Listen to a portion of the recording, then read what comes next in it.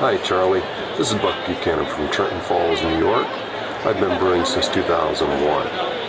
First, I'd like to say thank you. Thank you for this, for helping me and many others get started in the hobby. And two, thank you for this, for helping me to continue developing as a brewer. I'm getting ready to upgrade my pot and cooler system to a 3-vessel Herm system with significantly larger kettles. This means I'm going to have to upgrade my chiller size. Now, I know that pros tend to use counterflow systems, and that ends up putting the cold break into the fermenter. As home brewers, we frequently begin with immersion systems, either with or without recirculation. So, I'm a bit torn here.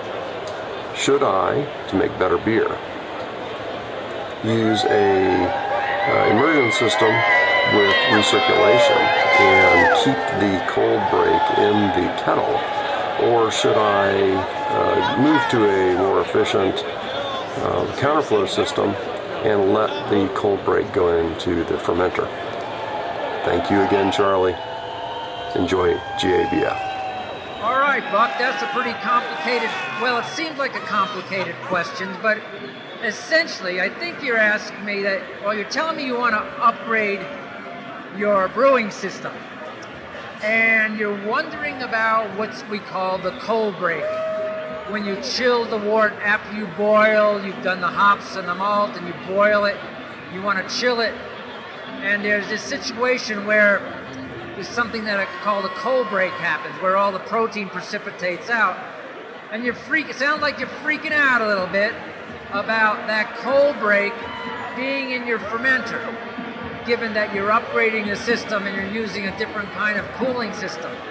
Well, I wouldn't be too concerned about it. Seeing that you just upgraded, you're going to be dealing with a lot of other issues that have to do with a matter of size and fluid dynamics and stuff like that. So for the time being, don't worry about the cold break. Actually, a little bit of cold break has been found to enhance the fermentation. The yeast like the stuff in the cold break. And the cold break, those precipitated proteins are going to sediment out into the bottom of your fermenter at the end of the fermentation anyway. Yeah, you might not make a real super clean American style light lager, but you're not probably making those kinds of beers. So you're making full-bodied and full-flavored ales and lagers, maybe Belgian-style beers, Irish stouts. The nuances of what the cold break will do in the fermenter, you're not going to notice it.